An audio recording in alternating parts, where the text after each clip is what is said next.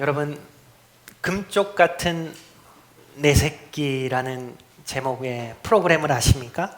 네, 아시죠? 우리 아이들도 다 알 텐데 육아 전문가죠. 오은영 박사가 나와서 다양한 가정들의 육아 코칭을 해주는 프로그램입니다. 아마 우리 어른들은 우리 아이가 달라졌어요 라는 프로그램에 더 익숙하실 것 같아요. 기억하실 거예요.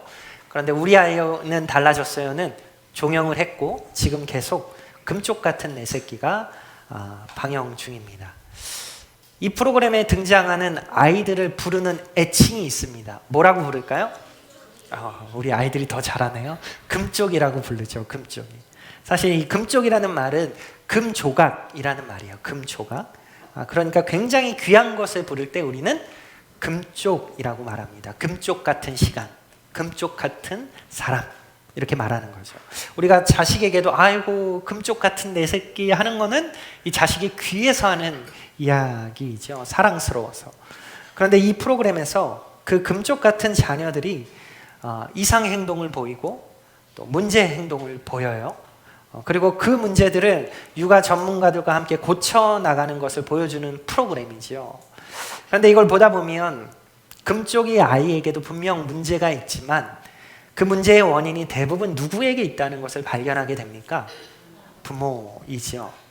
아이가 폭력성이 있다든지 욕설을 한다든지 어떤 관계적인 어려움을 겪는다든지 하는 것들이 속사정을 보게 되면 그 아이만의 문제가 아니라 그 부모에게도 문제가 발견되고 가정 전체적인 부족한 모습을 보게 되는 거죠.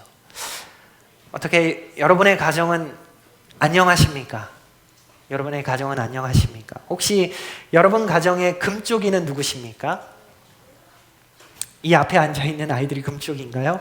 그렇다면 저희 집에는 벌써 2명의 금쪽이가 있습니다. 그런데 오늘 설교 제목은 금쪽 같은 내 새끼가 아니라 금쪽 같은 내 가족입니다. 무슨 말일까요? 어떤 의미일까요? 우리 이 아이들만 금쪽이가 아니라 우리 모두가 금쪽이라는 거예요. 우리 모두에게 부족함이 있고 변화되어야 할 부분이 있고 허점들이 다 있다라는 겁니다. 저도 금쪽입니다. 정말 부족한 금쪽인데 여러분이 결혼할 때 결혼을 위해서 얼마나 최선을 다하고 준비하고 심혈을 기울이십니까? 정작 결혼식은 요즘에는 30분, 40분 정도밖에 되질 않는데 그것을 위해서 정말 몇 달, 몇 년 고생하면서 준비하잖아요. 여러분 스드메라는 말 아세요? 스드메? 잘 모르시죠? 어른들은 잘 모르시는데 스튜디오, 드레스, 메이크업 이 3종 세트를 합쳐서 스드메라고 불러요. 우리 결혼하기 위해서 반드시 필요한 스튜디오 촬영과 메이크업과 드레스를 말하는 거죠. 근데 이 스드메에도 레벨이 있어요. 저가부터 해서 정말 프리미엄 레벨까지 있어서 그 중에 선택해서 준비하는 거죠. 한 번의 결혼식 30분의 결혼식을 위해서 굉장히 열심히 우리는 준비합니다. 하지만 우리가 부부가 되면 40년, 50년, 지금은 100세 시대니까 60년까지도 이어질 수 있는 이 결혼 생활에 대해서는 우리가 미리 준비하고 고민하고 기도하고 결혼으로 들어가는 사람은 많지 않은 것 같습니다. 부모됨도 마찬가지입니다. 부모됨도 우리가 아이를 임신하면 아이 방을 어떻게 꾸밀지 행복한 고민을 하고 카시트는 뭘로 할지 유모차는 어떤 걸로 구입할지 다른 사람들이 리뷰를 꼼꼼하게 살펴보죠. 그런데 부모됨에 대해서는 책 한 권 읽지 않고 훈련 한 번 받지 않고 부모가 되는 사람이 훨씬 더 많습니다. 임신 기간 10개월 동안에 태교에 대해서 굉장히 관심이 많죠. 아이를 낳고 그러나 그 아이를 정신없이 키우다 보면 어떻습니까? 내 자녀가 예수님의 자녀로 사람으로 자라기 위해서는 정말 많은 노력과 시간과 눈물과 기도가 필요한데 그 일에 대해서는 관심을 가지고 진지하게 그 준비를 하는 가정은 그리 많지 않구나 하는 것을 보게 되는 거죠. 그래서 사실 우리는 다 부족합니다. 우리는 다 금쪽이에요. 그래서 그 안에 다툼도 많고 갈등도 참 많습니다.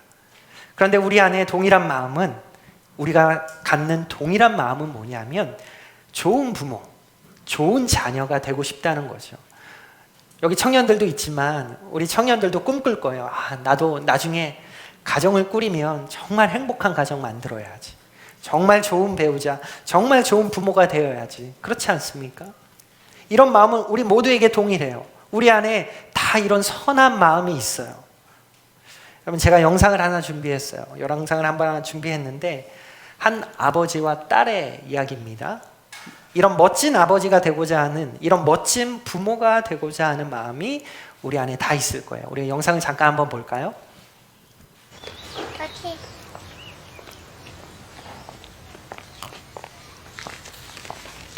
Daddy is the sweetest daddy in the world. Daddy is the most handsome, the smartest,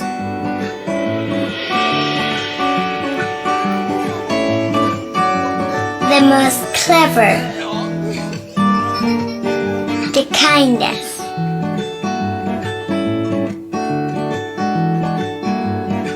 He is my Superman. Daddy wants me to do well at school.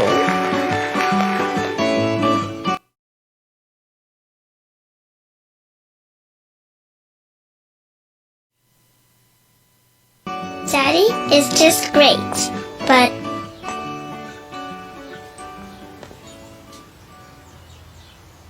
he lies.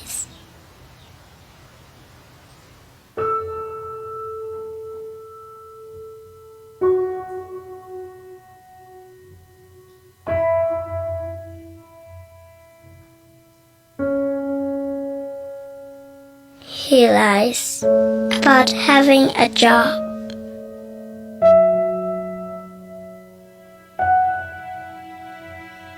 He lies about having money.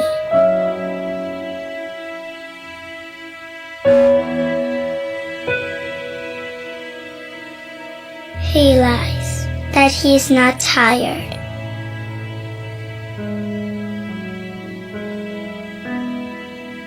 He lies that he's not hungry.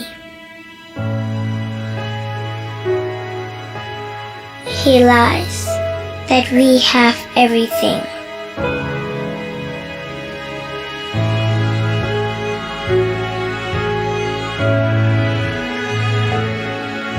He lies about his happiness.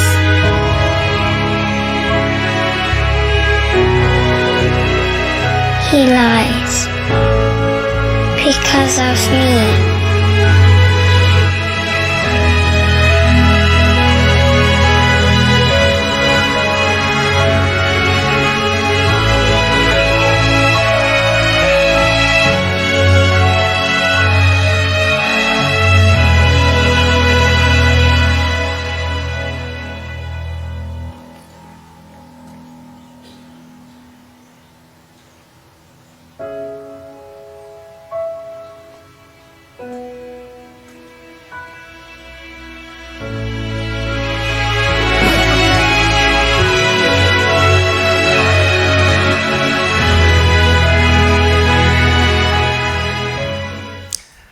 감동이 있죠. 우리 마음 가운데, 우리 부모의 마음 가운데 저런 모습이 다 있어요.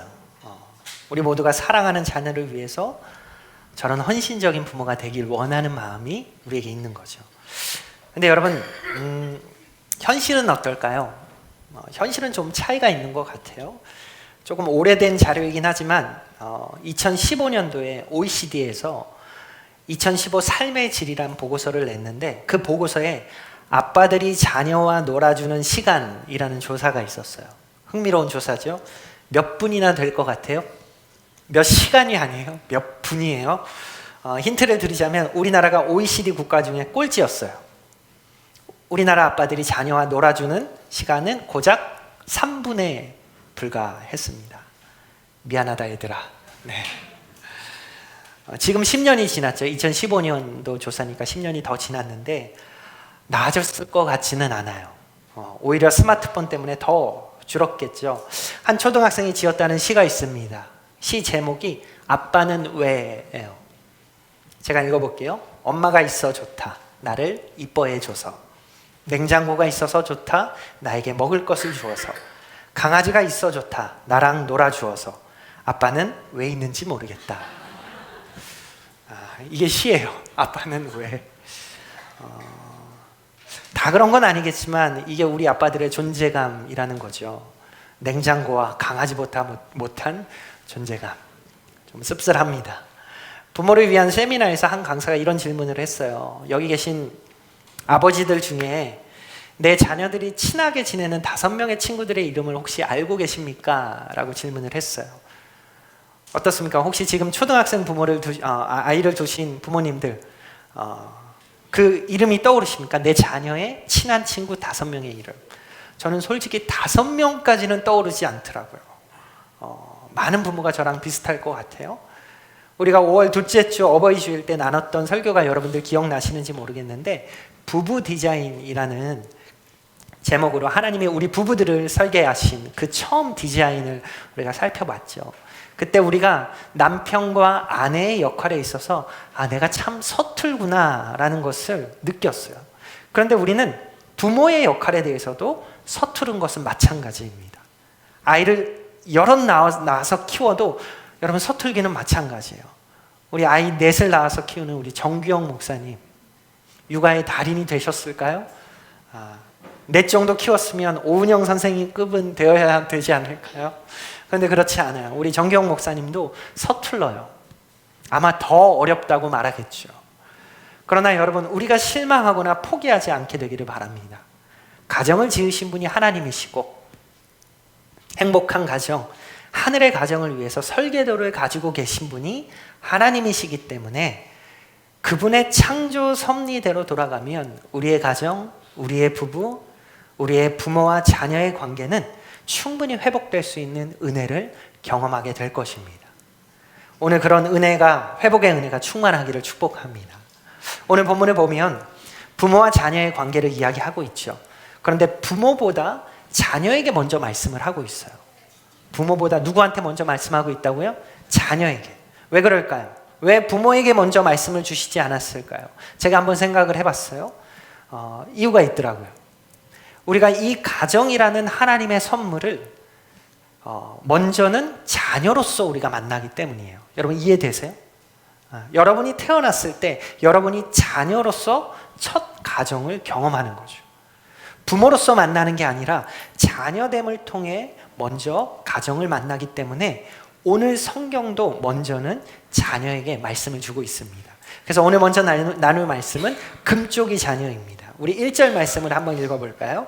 1절 말씀 시작. 자녀들아 주 안에서. 네, 우리 다시 한번 읽을 때 이번에는 쉬운 성경 버전으로 제가 앞에 가지고 왔는데요. 이번에는 결혼하지 않은 우리 자녀들, 아이들과 우리 청년들, 우리 자녀들만 한번 읽어보겠습니다. 쉬운 성경 버전으로 시작.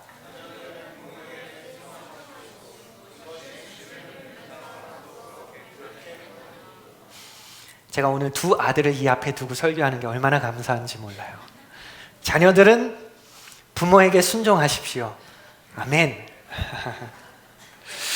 그런데 쉬운 성경 버전에는 좀 빠져있는 표현이 있어요. 개역 개정에는 기록되어 있는데 뭐가 빠져있냐면 부모에게 순종하는데 뭐가 앞에 붙어 있어요? 주 안에서 너희 부모에게 순종하라 라는 거예요. 주 안에서 순종해야 한다는 얘기는 뭐냐면 주님 때문에, 주님으로 인해서, 주님으로 말미암아서 부모에게 순종해야 한다는 거예요. 다시 말해서 부모님이 자녀에게 말하는 것들 있잖아요. 부모가 자녀에게 말하는 것들이 주님의 뜻을 정면으로 대적하지 않는다면, 그 말이 반대하는 말이 아니라면, 주님을 반대하지 않는다면 주님 앞에 순종하듯이 부모님에게 순종하는 것을 우리 자녀들이 배워가야 하는 거예요. 그 말에 순종하는 것을 우리 자녀들이 정말 배워야 하는 거예요. 얘들아 핸드폰 그만하자. 이제 학원 숙제 좀 할까? 아니면 과자 그만 먹고 이제 밥 먹어야 되는데, 이런 말들 애들 지금 흠칫흠칫한 거 아세요? 이런 것도 여러분 주님 뜻에 대적되는 건가요? 아니죠. 반대되는 거예요? 아니잖아요. 그렇다면 어떻게 하라는 거예요? 잘 순종하라는 거예요. 우리 자녀들이 이 자리가 좀 불편할지 모르겠어요. 괜찮아요. 이따가 부모에 대해서 더 많이 얘기할 거예요. 우리 이어지는 말씀도 볼까요? 2절과 3절의 말씀 한번 읽어봅시다. 시작. 내 아버지와 어머니를 공경하라. 땅에서 장수하리라. 자, 이것도 쉬운 성경 버전으로 우리 자녀들만 한번 읽어볼게요. 우리 자녀들만 한번 시작. 십계명에도 이것은 약속이 보장된 첫 계명입니다. 그 약속은 내가 하는 일이 다 잘되고 땅에서 장수할 것입니다 하는 것입니다. 여러분 십계명 아시죠? 십계명 중에 내 부모를 공경하라 라고 기록하고 있어요. 몇 번째 계명일까요? 5번째 계명이에요. 5번째 계명. 그런데 부모를 공경하면 어떤 약속이 붙어 있어요? 하는 일이 잘 되고 이 땅에서 장수할 것이라는 약속이에요. 놀라운 약속이죠. 그런데 여러분, 이 말씀의 포인트를 이 약속 부분에만 두면 하나님의 마음을 여러분 잘 모르는 거예요.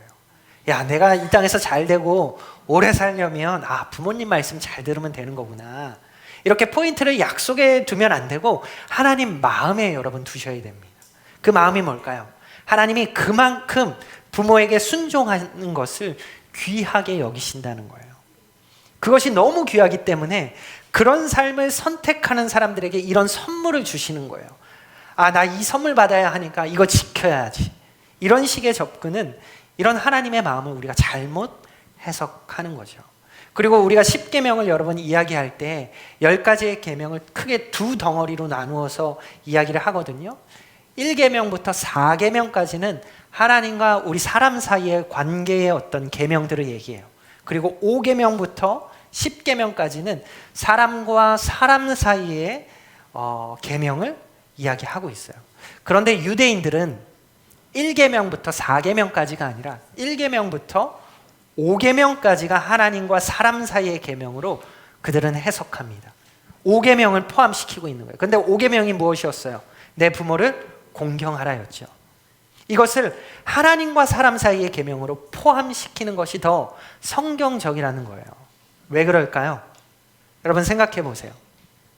눈에 보이지 않는 하나님을 존경하고 눈에 보이지 않는 그 하나님을 사랑하고 순종하는 것들을 우리 자녀들이 어떻게 배울까요? 눈에 보이는 부모님께 순종함으로 배우게 되어 있다라는 거예요. 그게 하나님이 가정을 주신 섭리라는 거예요. 여러분, 우리가 하나님을 부를 때 보통 어떻게 하나님을 부르죠? 아버지 하나님, 하나님 아버지 이렇게 부르죠. 아버지라는 타이틀을 붙여요. 하나님께. 근데 이 아버지라는 의미는 뭡니까? 하나님이 저 멀리 계신 분이 아니라 내 가까이에 계시고 나와 아주 친밀한 관계를 맺는 그런 분이라는 것을 나타내는 타이틀이죠. 근데 우리가 집에 돌아가면 우리 자녀들이 우리에게 뭐라고 불러요? 아버지, 아빠 이렇게 불러요. 하나님께서는 그 아빠, 아버지라는 타이틀을 우리에게도 부여해 주셨어요. 저에게도 부여해 주셨어요. 그러면 거기에는 어떤 하나님의 창조의 섭리가 있느냐? 눈에 보이는 아버지를 부르면서 눈에 보이지 않는 하늘 아버지를 부르는 것을 배우게 된다는 거예요. 눈에 보이는 아버지의 사랑을 받으면서 하나님의 사랑을 배우게 되는 거고, 눈에 보이는 아버지에게 순종하면서, 부모에게 순종하면서 눈에 보이지 않는 하늘 아버지께 순종하는 것을 배우게 된다라는 것입니다. 자녀들아, 주 안에서 부모에게 순종하라. 그리하면 너희 삶이 잘 되고 이 땅에서 장수하리라. 왜요? 아버지를 순종하고 부모를 순종하는 삶 가운데 하나님을 순종하는 것을 배우는 것이기 때문에 하나님께서는 그런 삶을 축복해 주신다라는 것입니다. 그런데 자녀된 여러분, 여기 자녀된 여러분들이 많이 있죠. 순종하는 것이 쉽던가요? 쉽지 않죠. 때로 순종한다는 것이 너무 버겁고 힘들게 느껴져요. 우리 집에도 아이들이 커가면서 묘한 신경전이 생기기 시작해요. 이제 우리 애들도 머리가 커져가기 때문에 그냥 묻지만 순종은 통하지 않습니다. 우리 부모들이 잘하는 말 있잖아요. 그냥 하라면 해. 뭐 말이 많어. 해. 이런 말들 잘하잖아요. 근데 이런 말들이 잘 안 통해요. 설명되어져야 돼요. 납득이 돼야 되고 이해가 되어져야 돼요. 그냥 입에서 방울뱀 소리 내면서 그냥 하라면 해. 이렇게 하면 감정에 이제 골이 생기는 거예요. 아이들이 상처를 받는 거예요. 구약에 보면 재밌는 아버지의 모습이 하나 등장해요. 바로 노아라는 아버지인데요.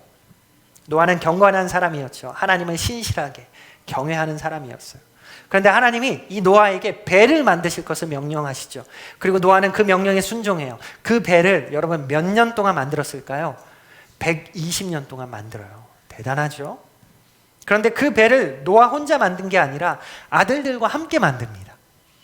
상상해 보세요. 그 당시에는 비라는 게 내리던 시대가 아니에요. 비를 몰랐어요. 사람들은 비를 모릅니다. 그런데 노아 가족은 알지도 못하는 비와 홍수를 대비해서 커다란 배를 만드는 거예요. 얼마나 사람들이 조롱하고 비웃었을까요? 그 수모를 다 당하면서 배를 만들어야 되는 거예요. 아무도 도와주지 않아요. 그냥 아버지랑 주구장창 배를 만드는 거예요. 아버지, 언제까지 이거 만들어야 돼요? 아버지, 이게 지금 맞는 거예요? 이런 질문이 없었을까요? 그때마다 노아가 하라면 해. 이렇게 한다고 통했을까요? 하루 이틀이지 120년 동안 방울뱀 소리 내지는 않았을 거예요. 그런데 이런 순종이 가능할 유일한 방법이 있어요. 뭐냐면 아버지를 향해서 사랑과 신뢰를 품는 거예요. 뭘 품는다고요? 사랑과 신뢰를 품는 거예요. 노아라는 아버지를 향해서 아들들이 사랑하고 신뢰하고 있다면 아버지가 요구하는 것을 기쁘게 순종할 수 있는 거예요. 하나님과의 관계에 있어서도 마찬가지예요. 우리는 때로 하나님께서 우리에게 요구하시는 것들이 버겁다고 생각해요. 순종하기 힘들어요. 그럴 때마다 우리가 반드시 체크해야 되는 두 가지가 있는데 그것이 바로 사랑과 신뢰예요. 하나님을 향한 사랑의 수치를 여러분이 체크하셔야 되고 신뢰의 수치를 체크하셔야 돼요. 만약 그것들이 내 안에 비어 있다면 우리는 하나님께 순종하기 어려워요. 버거워요. 힘들어요. 그런데 사랑과 신뢰가 내 안에 가득 채워져 있다면 때로 이해되지 않더라도 하나님이 가라고 하시는 그 길이 나에게 버겁더라도 하나님의 요구 앞에서 우리는 기쁨으로 믿음으로 순종하게 되는 것이죠. 그러니까 순종은 사랑과 신뢰가 가득 차 있지 않으면 절대로 가득 차 있다면 절대로 버거운 짐이 아닙니다. 우리 자녀된 여러분, 부모님을 향한 여러분의 그 사랑과 신뢰를 가득 채워갈 수 있기를 바라요. 또한 하나님의 자녀된 여러분, 하나님을 향한 사랑과 하나님을 향한 그 신뢰를 우리가 가득 채울 수 있기를 바랍니다. 그래서 부모를 향한 자녀의 창조 섭리를 회복할 수 있기를 바랍니다. 부모를 존경하고 부모를 사랑하고 존중하고 순종하고 따라가는 그 아름다운 가정의 모습을 우리가 회복할 수 있기를 바랍니다. 우리 두 번째 마지막입니다. 금쪽이 부모예요. 금쪽이 부모에 대해서 우리 나눠보도록 하겠습니다. 오늘 보면 마지막 4절의 말씀인데요. 부모에 대한 말씀입니다. 우리 4절 말씀 우리 함께 읽어보겠습니다. 시작. 또 아비들아 훈계로 양육하라. 이것도 우리 쉬운 성경 버전으로 읽어볼까요? 이번에 우리 부모들만 한번 읽어봅시다. 시작. 아버지는 자녀들의 마음을 상하게 하거나 화를 돋우지 말고 주님의 훈계와 가르침으로 잘 키우십시오. 자, 우리 부모를 향한 하나님의 가정의 섭리는 무엇이냐? 자녀들의 마음을 상하게 하거나 화를 돋우지 말라는 거예요. 개역개정 성경에는 자녀를 노엽게 하지 말라는 거예요. 그 대신에 주님의 훈계와 가르침으로 잘 양육하고 키우라는 거죠. 우리 부모님들 어떠세요? 이 말씀이 좀 마음에 잘 와닿으세요? 우리가 사실 유교적인 틀로 이런 말씀을 보게 되면 사실은 충격으로 다가올 수밖에 없어요. 유교적인 틀에서는 자녀들은 무조건 부모에게 순종이에요. 자식들은 부모를 공경하고 자식들은 부모를 돌보고 자식들은 부모를 책임지는 것이 당연한 의무이고 그것이 바로 효잖아요. 우리가 그런 배경 가운데 자라왔잖아요. 그런데 부모가 자녀를 노엽게 하지 말라, 그들을 화를 돋우지 말라, 이런 생각 자체가 사실 말도 안 되는 접근 같아요. 당시 바울이 이 에베소서를 기록하고 있는 그때의 문화권, 헬라 문화권 안에서도 사실 이런 말씀은 굉장한 충격이었습니다. 당시 로마에는 아버지의 권한이라는 법이 있었어요. 아버지의 권한. 이 아버지의 권한이라는 법은 뭐냐면 아버지가 자기 가족들을 향해서 절대적인 권한을 가지고 있는 존재라는 것을 보여주는 법이에요. 자기 자녀를 처벌하고 심지어는 자녀를 사형에 처할 수도 있는 권한도 아버지에게 있었어요. 그리고 자녀가 태어났을 때 자녀의 결혼이나 이혼을 아버지가 다 결정해요. 자녀에겐 결정권이 없어요. 그리고 자녀가 태어났을 때 자녀 거부 제도라는 것이 있어서 아버지에게 태어난 아이를 데려오면 아버지가 그 아이를 들어 올리면 자녀로 받아들여지는 거고 등을 돌리면 그 아이는 버려지게 되는 거예요. 그래서 대부분의 여자아이들, 그 당시 여자아이들은 첫 번째 딸 말고는 대부분은 버림받는 경우가 굉장히 많았다고 해요. 여러분, 이 시대에 태어나지 않은 것을 감사하시기 바랍니다. 이런 문화권에 살고 있는 에베소 사람들에게 지금 바울이 말하고 있는 거죠. 자녀들의 마음을 상하게 하지 마십시오. 화를 돋우지 말고 노엽게 하지 마십시오. 이 말씀이 그들에게 얼마나 반시대적이고 반문화적인 가르침이었을지 여러분 상상이 되십니까? 여러분, 여러분의 자녀를 사랑하시죠? 정말 금쪽 같은 내 새끼이잖아요. 금쪽 같은 자녀이잖아요. 정말 사랑으로 키우고 어쩌면 내 목숨보다, 부모의 목숨보다 더 귀하다고 생각하는 게 우리 자녀 아니겠습니까? 그런데 그래서 그들이 더 잘 되기를 바라고 더 잘 자라기를 바라는 마음으로 우리가 지도하는 거고 때로는 훈계하는 거잖아요. 그런데 그런 우리 부모 때문에 자녀들의 마음이 상하고 자녀들의 마음이 노여워하고 상처받을 수 있다? 참 인정하기 쉽지 않은 우리 부모들의 이야기일 거예요. 마음일 거예요. 우리 부모들이 잘 하는 말 있잖아요. 이게 나 좋으라고 하는 거야. 다 너 좋으라고 하는 거잖아. 이런 말 잘하잖아요. 틀린 말이 없어요. 그런데 우리 자녀들은 그 말에 또 화가 나고 마음이 상하기도 해요. 여기 있는 우리 청년들 나중에 결혼하고 내가 자녀를 낳아서 키우면 정말 잘 키워야지 이런 생각하잖아요. 부모님이 나에게 잘해준 것들 잘 본받고 때로는 잘 못해준 것들 반면교사 삼아서 나 정말 아이들 잘 양육해야지 생각하시잖아요. 정말 그렇게 되기를 바라요. 제 아내가 여기 있지만 제 아내가 전공이 유아교육이거든요. 그리고 대학 졸업하면서부터 바로 유치원 교사도 시작했고 20년이 훌쩍 넘은 현재까지도 유치원 어린이집 다니면서 아이들을 가르치는 일을 해요. 20년 넘게. 이 정도면 아이들 케어의 달인이죠. 전문가죠. 그럼 저희 집 두 아이들 정도는 그냥 발로 키울 수 있는 거 아닙니까? 이 정도 되면. 그런데 쉽지 않았어요. 지금도 쉽지 않고 앞으로도 쉽지 않을 예정이에요. 여러분, 요게벳의 노래 아시죠? 요게벳의 노래. 연평안이라는 분이 CCM 가수가 작사 작곡한 노래인데 이분의 간증을 들은 적이 있어요. 이분이 결혼하고 자녀를 낳아 기르면서 이 곡을 쓰게 된 거예요. 이 노래 후렴에 보면 이런 가사가 있습니다. 너의 삶의 참 주인, 너의 참 부모이신 하나님, 그 손에 너의 삶을 맡긴다. 너의 삶의 참 주인, 너를 이끄시는 주 하나님, 그 손에 너의 삶을 드린다. 얼마나 멋진 고백이에요.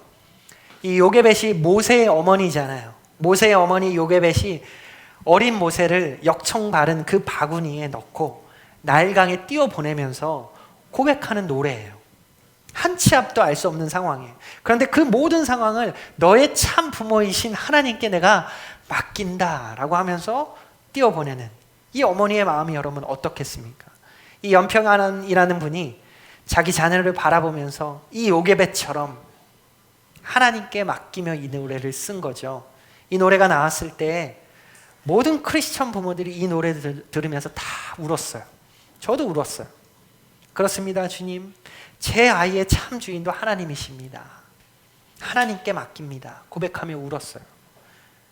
그런데 이 연평안 씨가 나중에 간증하는 말이 자기 아이들이 자라면서 말도 안 듣고 사춘기도 오고 할 때 이 애들을 그냥 나일강에 던져버리고 싶은 생각들이 한두 번이 아니었다는 거예요.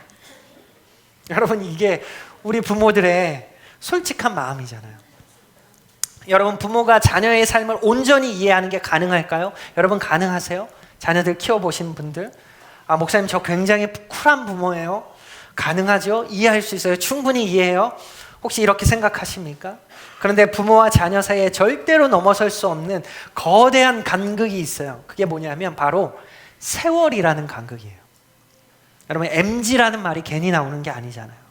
꼰대라는 말이 괜히 나오는 게 아니잖아요. 여러분, 말하다가 야, 나 때는 말이야, 이 말이 저절로 나오시잖아요. 야, 아빠는 너 나이 때 알아서 다 했어.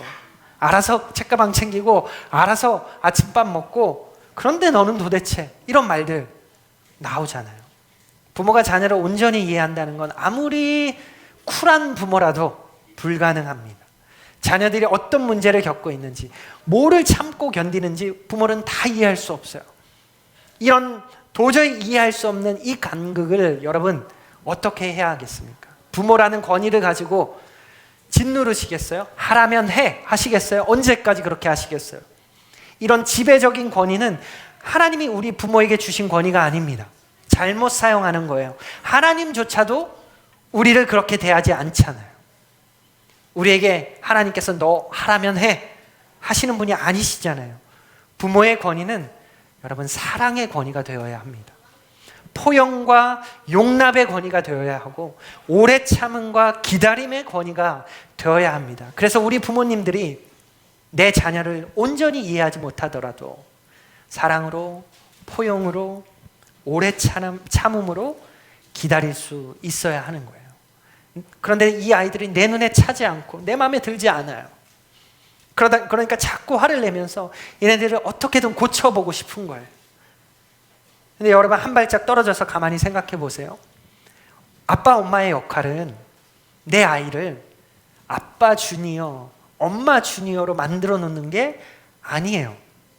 제 아들들을 정지원 주니어, 노예라 주니어로 만드는 것이 저의 역할이 아니에요. 그럼 부모로서의 역할은 무엇이냐?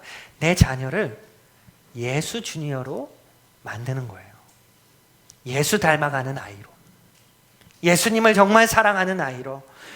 그런데 우리가 내 자녀를 하나님이 주신 선물이라고 말하면서도, 하나님의 자녀라고 말하면서도 막상 가정에서는 정말 내 아이인 것처럼 내 마음대로, 내 뜻대로 주장하려고 할 때 우리 아이들은 때로는 노엽게 되고 때로는 상처받게 되는 거죠.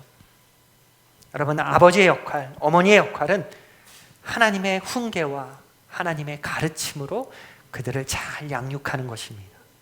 내 아이에게 믿음을 심어주는 것이 부모님이 해야 할 최고의 역할인 거예요. 편안한 집을 제공해 주는 거, 여러분 호텔도 할 수 있습니다. 맛있는 밥 해주는 거, 어쩌면 맛집들이 더 잘할지도 몰라요. 좋은 교육 주는 것도 좋은 학교 가면 더 많이 받을 거예요. 그러나 믿음의 유산은 부모님들이 전해주는 것입니다. 그게 부모의 역할이에요. 아버지의 역할, 어머니의 역할은 자녀에게 예수님을 주는 것이 가장 가치 있는, 가장 중요한 것입니다. 우리 자녀들이 이 세상에서 아무리 잘 나가도 믿음 없으면 아무 소용 없어요.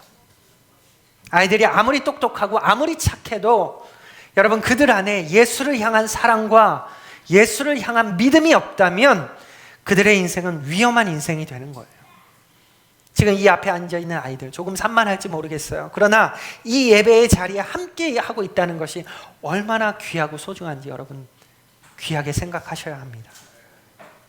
우리가 이들에게 해줄 수 있는 최고의 선물은 예수님을 향한 사랑과 헌신을 보여주는 거예요. 일본 속담에 아이는 부모의 등을 보며 자란다라는 속담이 있어요. 무슨 뜻이에요? 우리 자녀들은 부모가 하는 말보다 부모가 일상에서의 태도, 습관, 선택, 약속을 지키는 그 모습, 이런 걸 보면서 자연스럽게 배운다는 거예요. 우리가 예수님을 사랑하고 우리가 예수님을 믿는 진실한 모습을 보여줄 때 우리의 자녀들은 우리의 등을 보며 예수님을 사랑하는 것을 배우게 될 것입니다. 여러분은 자녀들에게 어떤 등을, 어떤 뒷모습을 보여주고 계십니까? 한 어머니의 이야기를 하고 말씀을 마치고자 합니다. 이 어머니의 이름은 모니카라는 어머니예요. 그 유명한 신학자 어거스틴의 어머니이죠. 그런데 이 어거스틴이 젊은 시절에 그는 신앙에서 멀리 떨어져 있었어요. 세속적인 성공을 쫓고 정욕과 쾌락 속에 살았고 또 이단 종교에 심취해서 방탕한 생활을 했습니다. 어머니는 이 아들이 하나님을 떠난 그 모습을 보면서 오랫동안 간절히 눈물로 기도해요. 그때 한 성직자로부터 이런 이야기를 듣게 됩니다. 눈물로 기도한 자녀는 결코 망하지 않습니다. 그 말이 모니카의 뇌리에 박혔어요. 그녀는 그 말을 약속으로 붙잡고 방탕한 길을 헤매는 아들의 이름을 부르면서 밤낮으로 눈물로 하나님께 매달렸습니다. 그리고 결국 포기하지 않은 모니카의 기도는 기어코 탕자 어거스틴을 위대한 신학자로 만들었어요. 여러분, 눈물로 기도한 자녀는 결코 망하지 않습니다. 우리 아이들이 흔들리지 않았으면 좋겠지만, 정말 끝까지 바르게 자랐으면 좋겠지만, 때로는 믿음의 길로부터 흔들리는 때를 여러분 발견할 수도 있어요. 그러나 오늘 여러분 기억하십시오. 우리 부모들이 끝까지 믿음의 뒷모습, 믿음의 등을 보여주며 눈물을 흘리며 기도하는 시간을 통해서 그 아이는 절대로 하나님의 손 바깥으로 벗어나지 않을 것입니다. 그들의 믿음을 회복하게 될 것이고 믿음의 사람으로 성장하게 될 것이고 그들도 우리처럼 믿음의 가정을 이루는 하나님의 사람이 될 것입니다. 여러분, 우리가 아직 너무 부족한 금쪽이 자녀, 금쪽이 부모일 수 있죠. 그러나 세상의 방법이 아니라 하나님이 창조하신 그 가정의 섭리를 따라 살아갈 때 우리의 가정이 하나님이 기뻐하시는 믿음의 가정 될 줄 믿습니다. 여러분의 가정이 그런 가정 되시기를 주님의 이름으로 축복하고 소망합니다. 이 시간 우리 기도하기 원하는데요.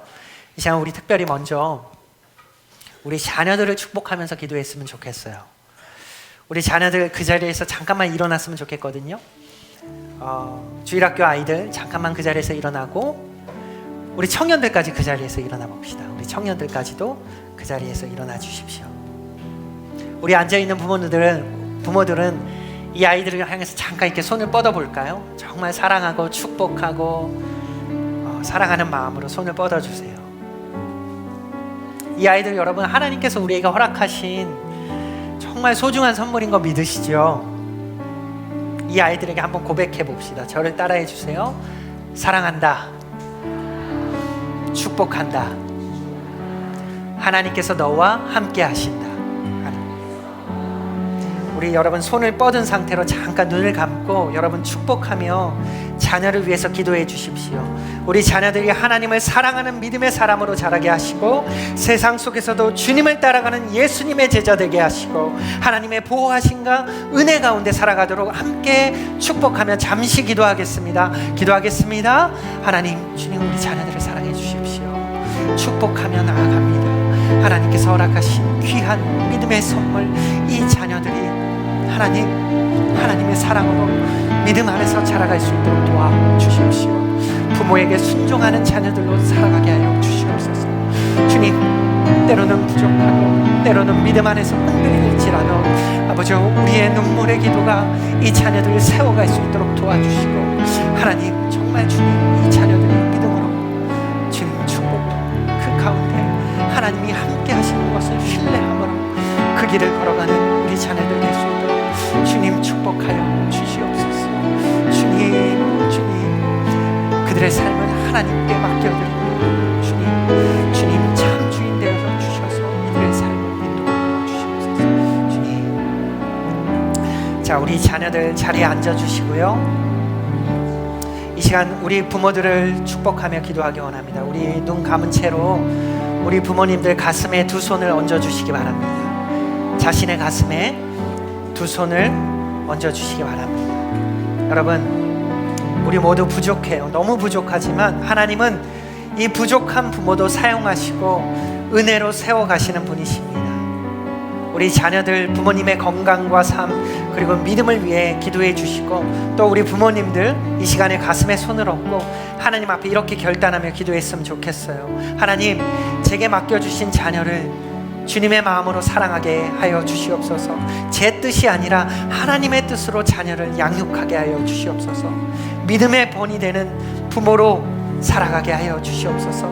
여러분, 가슴에 손을 얹고 잠시 부모된 나를 위해서, 부모된 옆 사람을 위해서 잠시 기도하도록 하겠습니다. 기도하겠습니다. 하나님, 부모된 우리를 축복하여 주시옵소서.